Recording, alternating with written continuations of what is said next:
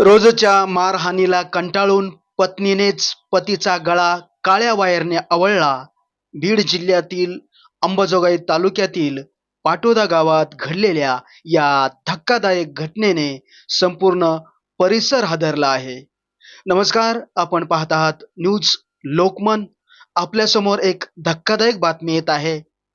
बीड जिल्ह्यातील अंबाजोगाई ग्रामीण पोलीस ठाण्याच्या हद्दीतील पाटोदा गावात एका पत्नीने आपल्या पतीचा गळा काळ्या इलेक्ट्रिक वायरने आवळून खून केल्याचा धक्कादायक प्रकार समोर आला आहे.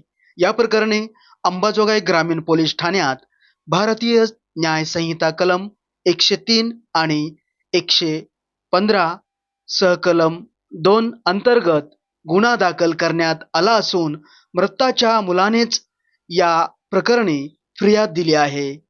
मिळालेल्या माहितीनुसार मयत व्यक्ती शरीफ उमर खा पठाण वय 48 हे पाटोदा गावातील रहिवासी होते.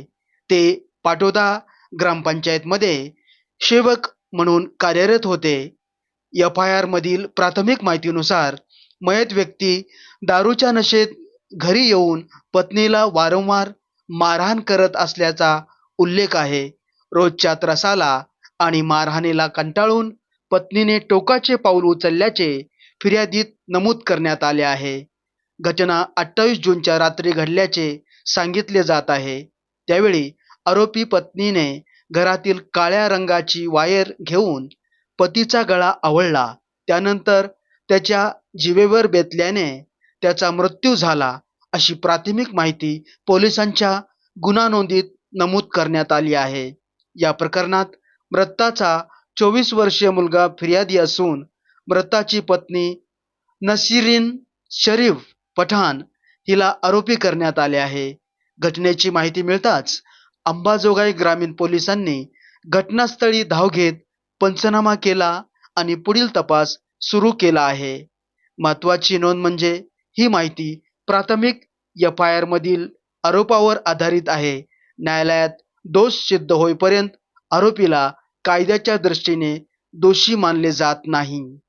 या संपूर्ण कारवाई दरम्यान अंबाजोगाई ग्रामीण पोलीस ठाण्याचे पोलीस निरीक्षक मुरलीधर खोकले यांच्या मार्गदर्शनाखाली देशमाने, बासर, सिद्धेश्वर, सचिन, थोरात मॅडम तसेच चालक घुगे यांनी घटनास्थळी आवश्यक कार्यवाही पार पाडली. पोलिसांनी पंचनामा करून पुढील तपास सुरू ठेवला असून प्रकरणाचा अधिक तपास सुरू आहे.